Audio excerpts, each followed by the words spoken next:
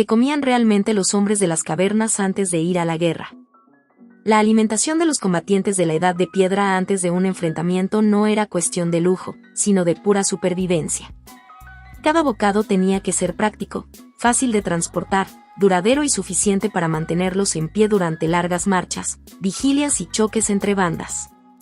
El menú variaba según el bioma, la estación y el linaje, pero casi siempre giraba en torno a lo mismo: carne y pescados secados o ahumados, grasas clarificadas y tuétanos, tortas vegetales y gachas de semillas o tubérculos, frutos secos y bayas deshidratadas, agua hervida o infusiones, y en aldeas neolíticas fermentados ligeros de baja graduación. No eran comidas para disfrutar, eran combustible para resistir y para pelear. La base energética, lo que nunca faltaba en un campamento cuando las cosas se hacían bien, no fue, durante la mayor parte del Paleolítico, ningún pan como lo entendemos hoy, sino raíces y tubérculos asados, pulpas de rizomas machacados, bellotas y otras semillas procesadas, y tortas compactas hechas con harinas silvestres. Con el paso al Neolítico, cuando algunas comunidades comenzaron a cultivar y a quedarse más tiempo en un mismo lugar, aparecieron panes planos primitivos cocidos sobre piedras calientes u hornos de foso. Pero en la guerra entre bandas paleolíticas, el plato por excelencia eran piezas duras y secas que no se echaban a perder, láminas de carne, pastas de tubérculos secadas al sol, bolas de grasa mezcladas con harina de bellota lechada y bayas. Hablemos primero de esa base vegetal que llenaba el estómago y daba energía sostenida. En territorios de bosques templados, las bellotas eran oro alimenticio. Se recolectaban en otoño, se secaban y luego se lechaban, es decir, se les quitaban los taninos amargos con agua fría corriente o varias aguas tibias. Después se molían con manos de piedra sobre metates o en morteros de roca. De esa harina nacían tortas delgadas que se tostaban sobre lajas calientes. Eran duras, densas y resistentes a la humedad, perfectas para llevar en un zurrón de cuero. En sabanas y zonas de monte bajo, rizomas como los del papiro o del junco, y tubérculos comestibles, se asaban en el rescoldo hasta ablandarlos. Se podían machacar, extender en discos y desecar para crear galletas vegetales de viaje. En costas y valles de ríos durante el Mesolítico, además de pescado, se molían semillas de pastos silvestres, como antecesores de cebada o mijo, para hacer gachas espesas que se comían al amanecer antes de una cacería o de una disputa por territorios de pesca. La función de estas tortas y gachas era exactamente la que siglos después cumplirían hogazas densas: ocupar el estómago, aportar carbohidratos, servir de base para caldos y absorber grasas. No estamos ante un lujo, sino ante la capa silenciosa que evitaba desfallecer durante una carrera con propulsor en mano o en la guardia nocturna bajo un abrigo rocoso. Platos improvisados. Igual que un pan duro puede convertirse en plato, estas tortas vegetales servían como soporte. Sobre ellas se colocaban tiras de carne ahumada o se vertían caldos espumosos hechos con piedras al rojo dentro de bolsas de cuero o corteza impermeabilizadas con resina. Tras absorber el jugo, la misma torta se comía, completando el ciclo de cero desperdicio. Trucos para estirar la ración antes de un combate. Tostar de nuevo las tortas sobre una laja para resucitar su textura y evitar humedad. Desmenuzar tortas secas directamente en la olla para espesar sopas de huesos y raíces. Secar a la noche cualquier sobrante cerca de las brasas, colgando las piezas con fibras vegetales para evitar moho al día siguiente. Mezclar migas con grasa clarificada y polvo de carne para hacer una bola compacta de alta energía, guardada en cuero. Nada del alimento base se desperdiciaba. Suscríbete si te gusta el video. La base no solo era sustento, también era logística. Los grupos con buena memoria ecológica sabían que las harinas y las tortas planas sobrevivían mejor viajes largos que la carne fresca. Semillas y bellotas, secas y guardadas en cestas impermeabilizadas con resina, podían durar meses. Cuando una banda ocupaba por semanas un abrigo rocoso o una aldea temprana, levantaba hornos de foso u hornos de barro, neolítico, para cocer en grandes tandas. Quienes dominaban el fuego, el secado y la molienda trabajaban de noche, y al amanecer la gente recibía tortas tostadas que calmaban el hambre y la ansiedad. Pero nadie quería entrar en un choque entre bandas solo con tortas en el vientre. Hacía falta algo más: carne. Para quienes empuñaban lanzas, la carne era sinónimo de vigor. Sin embargo, no todos la recibían de la misma manera. Los cazadores veteranos y sus familias podían comer porciones frescas tras una gran captura. El resto de la banda se alimentaba con carne secada o ahumada, o pescado curado al aire y al humo. Abrir un bulto de carne seca significaba sacar tiras duras y salobres si el entorno ofrecía sal natural, o simplemente fibras deshidratadas que necesitaban rehidratarse con un caldo de huesos y raíces calientes. Los adultos solían cocinarlas en recipientes de cuero con piedras al rojo, mezclándolas con bulbos, hojas fuertes y migas de torta. Lo que salía de ahí no era un banquete, pero llenaba el estómago y templaba el ánimo. En regiones frías y valles ventosos, el ahumado era esencial. Colgaban piezas en bastidores sobre fuegos de madera resinosa. El humo impregnaba las fibras y extendía su vida útil. La carne seca, el charqui paleolítico, también era común. Se guardaba en bolsas de piel y se masticaba directamente durante marchas. Dura, sí, pero eficaz. Y cuando un grupo lograba derribar un animal grande, el asado comunitario en víspera de conflicto levantaba los espíritus. El olor de la grasa crepitando unía a la banda y recordaba que pelearían bien alimentados. Era práctico y psicológico a la vez. Antes de un enfrentamiento serio, no todo era caza mayor. En montes y bosques, la cabra montés o el corzo; en llanuras, el ciervo; en estepas, el caballo salvaje o el bisonte; en regiones de hielo, el reno; en costas, peces blancos y focas donde la técnica lo permitía. Pero sostener carne fresca era difícil sin cerámica, por eso el secado y el ahumado eran la cámara frigorífica del Paleolítico.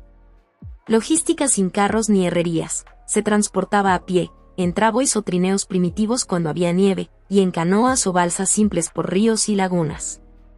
La mayor parte del peso se convertía en piezas ligeras, carne deshidratada, grasa clarificada sólida, tortas compactas. Las reservas viajaban en cestas de fibra recubiertas de resina o en alforjas de cuero curtido con humo y grasas. En el norte, el pescado secado al aire helado era otra columna de la dieta previa a combates por territorios de pesca. Trozos grandes de lucio o abadejo se colgaban hasta quedar como cuero, se machacaban y se añadían a caldos. El sabor fuerte no siempre agradaba, pero daba proteínas y grasas necesarias para resistir. En lagunas y estuarios, la anguila ahumada y el salmón eran auténticas líneas de vida. Tabúes y ritmo ritual. Las bandas no tenían calendarios escritos, pero sí marcaban tiempos con la luna y las estaciones. Había periodos rituales en los que no se comían ciertas partes del animal, por respeto al espíritu de la presa, o se privilegiaba el pescado y las plantas antes de una caza mayor. No existía la noción de ayuno impuesta por instituciones posteriores, pero sí tabúes que organizaban la escasez y la abundancia. En vísperas de confrontación, esos tabúes se flexibilizaban si la supervivencia estaba en juego, la prioridad era vivir. El efecto de la carne en el ánimo era innegable. Sabemos, por la etnografía comparada y por la fisiología, que una comida rica en grasas y proteínas antes de un esfuerzo prolongado aporta energía sostenida y sensación de fuerza. En los sitios arqueológicos vinculados a ocupaciones intensas se hallan huesos partidos a lo largo para extraer el tuétano. El mensaje es claro. La grasa densa era tesoro. Además, compartir un asado, hablar alrededor del fuego y oler la grasa chisporroteando creaba vínculos. Comer juntos era tan importante como el alimento. Suministrar carne nunca fue sencillo. Transportar piezas grandes implicaba riesgo de pérdida por depredadores o por descomposición. Por eso, dentro de la banda había especialistas prácticos, despostadores con cuchillos de sílex bien tallados, raspadores finos de obsidiana y agujas de hueso para coser bolsas y redes. El equivalente a un carnicero de campaña era la persona experta en separar rápidamente músculos, quitar grasa inestable, colgar tiras y encender fuegos de humo que ahuyentaran insectos. Conseguir sal mineral en algunas regiones era un regalo raro, donde no la había, el humo y la deshidratación eran la ciencia disponible. Cuando escaseaba la carne, lo sentían tanto el estómago como el espíritu. Una banda desmoralizada era una banda en peligro. En definitiva, antes de los choques, comían base vegetal que saciaba y carne o pescado que fortalecía. La combinación mantenía en pie a quienes sabían que cada comida podía ser la última antes de arriesgar la vida. Si la base era torta y carne, había otro alimento que sostenía al combatiente de épocas más recientes de la prehistoria: los lácteos tempranos del Neolítico. La leche fresca es inestable, pero el Neolítico trajo una novedad: animales domesticados y, Con ellos, la posibilidad de fermentar y cuajar. En aldeas tempranas, la leche de cabra y oveja se transformaba en cuajadas y quesos primitivos. No había prensas de metal ni sal en abundancia en todas partes, pero sí habilidades: calentar leche en vasijas de barro, usar cuajos vegetales, como cardos, o enzimas de estómagos de animales jóvenes para coagular, escurrir en cestas de fibra y secar. El resultado: piezas blancas, salobres cuando había sal, o ácidas cuando no, que duraban días o semanas en clima fresco. Estos quesos y cuajadas se rallaban sobre sopas o se comían con tortas de harina de bellota o de cebada temprana. En jornadas de marcha bastaba con un pedazo de torta y un trozo de queso rudo para sobrevivir. Si se endurecía demasiado, se ablandaba metiéndolo en caldo caliente o con el vapor de las piedras al rojo. En aldeas con más recursos, familias de alto prestigio, por su número de animales o por su control de fuentes de agua, podían reservar los quesos más frescos y mantecas. Era un símbolo de estatus, sí, pero también de responsabilidad. De ellos se esperaba hospitalidad en las fiestas comunales antes de un conflicto. La manteca y el suero viajaban mejor que la leche. La manteca, batida en odres de piel, se usaba para enriquecer gachas y para untar tortas duras. El suero fermentado servía como bebida ligera y nutritiva. Estos productos lácteos, aunque sencillos, eran altamente energéticos, y su presencia podía marcar la diferencia en la resistencia de quienes iban a vigilar, a correr con propulsores, a tensar arcos o a empuñar porras. Las gachas fueron otro pilar, tanto en épocas sin agricultura como con agricultura incipiente. Antes de cultivar, se hacían con semillas silvestres, con granos recolectados de pastos nativos, con polvo de raíces secas. Se cocían en grandes recipientes provisionales, ollas de cuero impermeabilizadas con resina donde se introducían piedras calientes para hervir el agua, o vasijas de cerámica en el Neolítico. Las gachas eran baratas, en tiempo, rápidas de preparar y fáciles de digerir. A veces se mezclaban con carne seca desmenuzada, queso rallado rudimentario, hojas de ajo silvestre, ramas de tomillo, o con bayas rehidratadas. En la mañana, antes de un combate o de una persecución, una ración de gachas calientes era la energía de fondo que permitía soportar horas de tensión. Los granos, sean silvestres o domesticados, también eran una cuestión logística. Se almacenaban en cestas de fibra recubiertas de resina, en silos excavados y sellados con barro y paja, en vasijas enterradas. Podían durar meses y se mantenían secos. En el Neolítico, los molinos de mano, metates, manos de moler, permitían convertirlos en harina al momento. Robar el silo de otra aldea era golpear el corazón de su supervivencia sin necesidad de pelear a muerte. Debilitabas a tu vecino y fortalecías tu mesa. El agua en campamentos era un riesgo si provenía de charcos o corrientes contaminadas por animales. Hervirla con piedras al rojo era la defensa básica. Allí donde la agricultura trajo excedentes, aparecieron fermentados ligeros, cervezas primitivas de cebada o mijo poco alcohólicas, hidromiel rala hecha con miel diluida y levaduras ambientales. No eran bebidas para embriagarse intensamente en vísperas de peligro, sino líquidos más seguros que el agua cruda y que aportaban calorías y microbios amistosos. A veces se mezclaban con agua para rendirlas o con hierbas aromáticas para mejorar sabor y dar propiedades. Los fermentados también levantaban la moral. Un sorbo caliente o tibio antes de una noche de guardia hacía olvidar el frío y aplacaba temblores. Los vegetales no estaban ausentes. Ajíum silvestres, ajo, cebollas pequeñas, puerros de campo, coles de hojas en ambientes templados, brotes tiernos de gramíneas, aliados cotidianos para dar sabor a caldos y romper la monotonía de carne seca y tortas. La gente de la Edad de Piedra sabía, por experiencia, que quienes comían ajos y cebollas se enfermaban menos de la garganta y aguantaban mejor los días húmedos, tradición con base práctica. Las legumbres ocuparon tarde el escenario, con domesticación en el Neolítico, lentejas, guisantes y garbanzos. Pero ya antes se recolectaban parientes silvestres.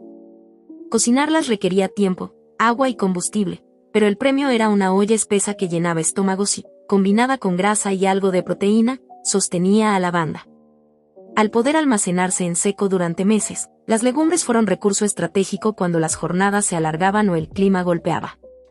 A menudo se recibía más legumbre que carne, y se aprendió a combinarla con tortas y queso para armar comidas completas.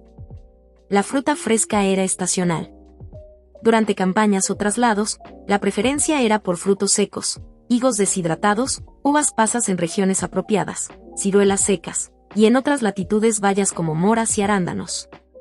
Resistían en bolsas de cuero, daban un impulso rápido de energía y aportaban acidez. Las nueces, avellanas y almendras silvestres, donde existían, eran auténticas baterías. Un puñado antes de una pelea o después de una carrera con Atlat podía cambiar el humor de todo el grupo. Dulces intensos eran raros, salvo la miel. La miel era el endulzante universal de la prehistoria.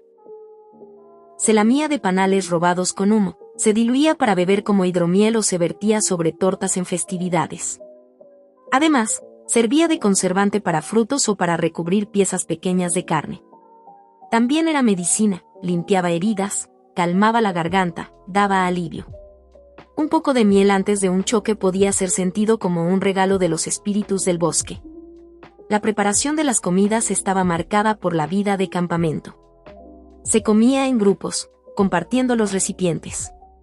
Cada quien aportaba lo que tenía y de esa mezcla nacía el guiso del día. Cocinar significaba gastar leña y esfuerzo, el combustible se racionaba. En marchas rápidas, se elegía lo que no necesitara cocción, tortas duras, queso primitivo, carne seca, frutos y nueces. Solo en estancias prolongadas se organizaban hogueras grandes, hornos de foso y vasijas de cocción lenta. La desigualdad en las raciones existía de otra manera, no por títulos, sino por roles y prestigio dentro del linaje. Cazadores veteranos, madres lactantes, niños y ancianos tenían prioridad distinta según la noche. En vísperas de choque, las piezas grasas se reservaban para quienes arrojarían lanzas o sostendrían escudos de cuero. Esa diferencia no solo alimentaba cuerpos, reforzaba la organización tribal. El consejo de ancianos y ancianas mediaba la distribución, recordando que una banda sin quienes cazan y sin quienes cuidan no sobrevive.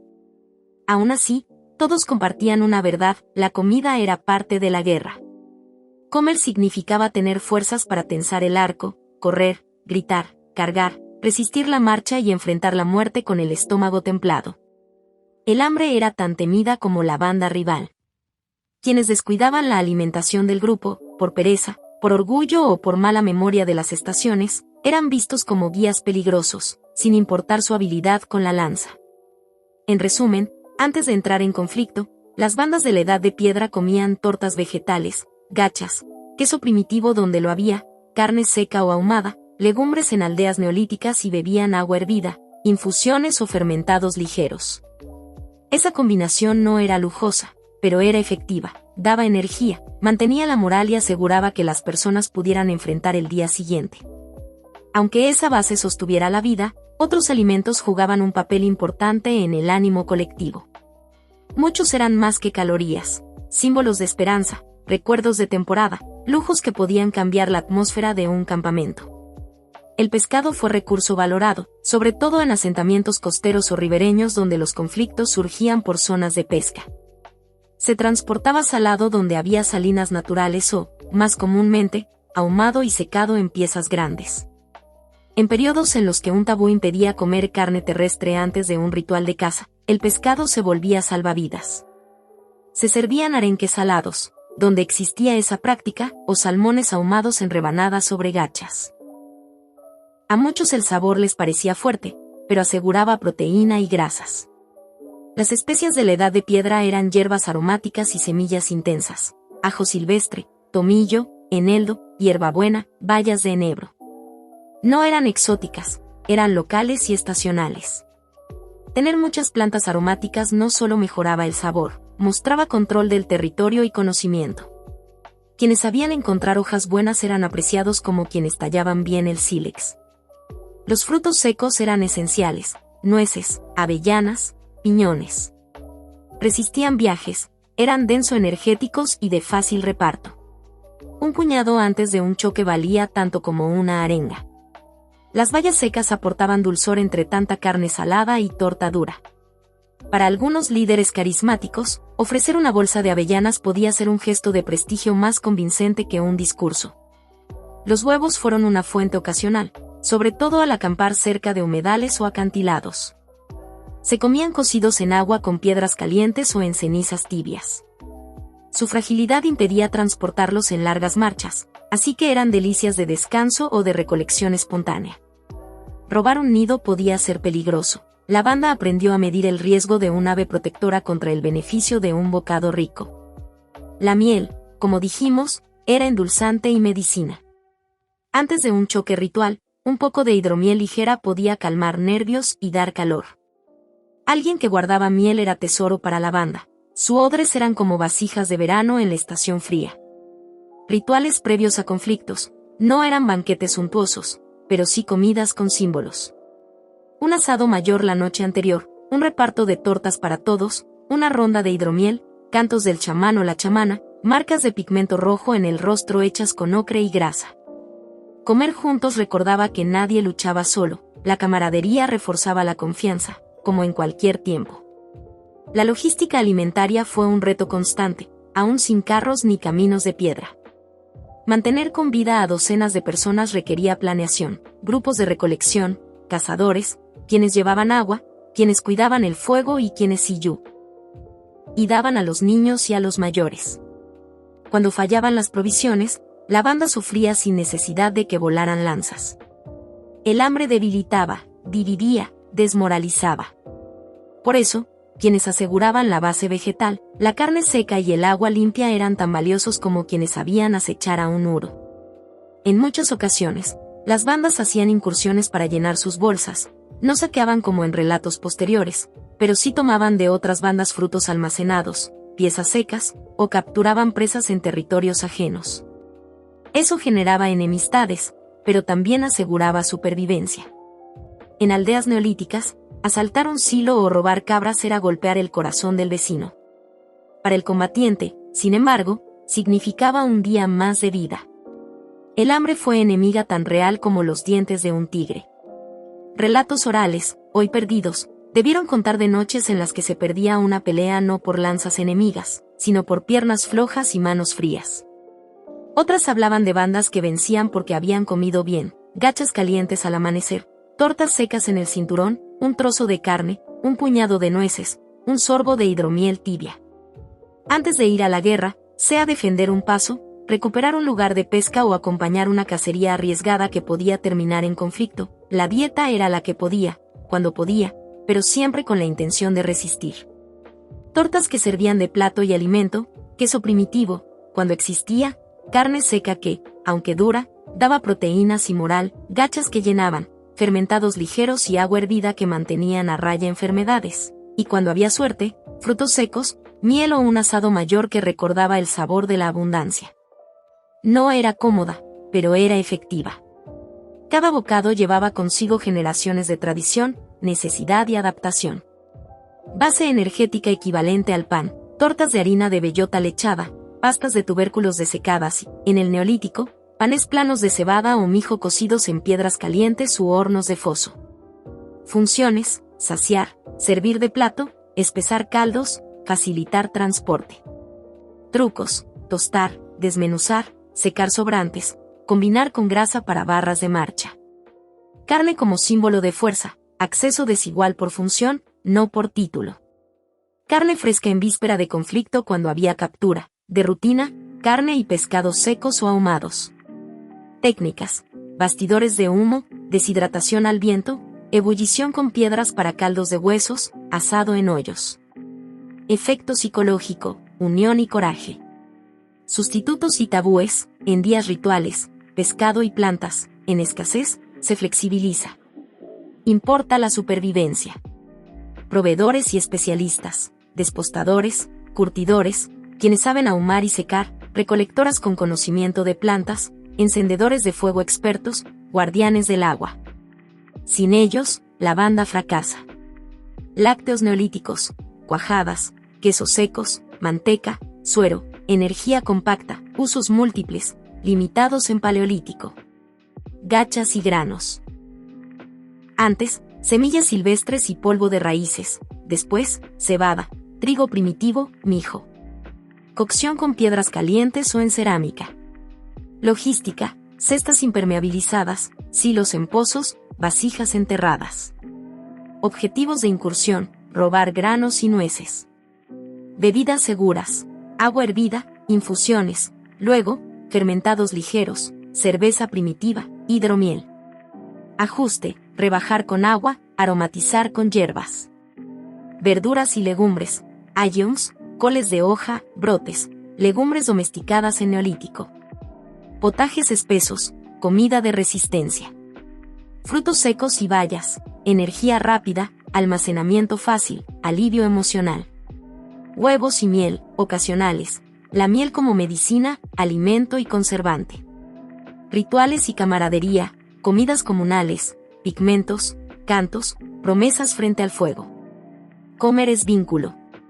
Logística y saqueo, cachés, canoas, trineos, travesías, incursiones puntuales para sobrevivir. La comida decide. Amanecer en un abrigo rocoso. Las nubes cargan nieve. Una anciana remueve una olla de cuero con piedras al rojo, el agua rompe a hervir. Desmenuza tortas de bellota, añade polvo de carne y hojas de ajo silvestre. Un joven tensa el arco, la cuerda cruje. Le pasan un cuenco humeante. Bebe. Su estómago se calma, su cabeza se despeja. Afuera espera la banda rival. No hay discursos, hay calor dentro. Atardecer en la orilla de un río. La pesca fue escasa. Alguien destapa una bolsa de cuero. Dentro, tiras de pescado seco y un puñado de moras deshidratadas. Reparten sin hablar. Una niña, con manos manchadas de ocre por pintar un ciervo en la roca, reparte pedacitos equitativamente. La noche traerá cantos y, quizá, un enfrentamiento. La comida convierte el miedo en claridad. Mediodía en una aldea neolítica. Un horno de barro respira. Sacan panés planos, cocidos sobre piedras. Un anciano raya queso seco. Los niños machacan escaramujos para hacer polvo rojo que caerá en la olla. Afuera, alguien unta miel en un trozo y se lo da a un mensajero que partirá a pedir ayuda a la aldea vecina. La guerra se acerca, pero la mesa vieja sostiene el ánimo nuevo. No había castillos, ni armaduras, ni monedas. Había bandas y tribus, consejos de ancianos, chozas de madera, hueso y piel, cuevas y abrigos. Había lanzas, propulsores, arcos tempranos, porras y boleadoras. Había talla lítica, raspadores, agujas de hueso, cerámica, molinos de mano. Había pies cansados, trineos, canoas y balsas. Había chamanes, animismo, cosmovisiones, arte rupestre, normas tribales y tabúes. Y, sobre todo, había una mesa prehistórica que, antes de cada conflicto, hacía lo que siempre ha hecho la buena comida, mantenernos vivos y juntos. Comer antes de la guerra no era placer, era supervivencia. Y aunque hoy pueda sorprender lo dura y limitada que era aquella alimentación, para aquellas personas cada torta, cada olla de gachas, cada tira de carne y cada sorbo templado significaban algo más que alimento. Significaban esperanza, fuerza y la posibilidad de regresar. Suscríbete si te gustó el video.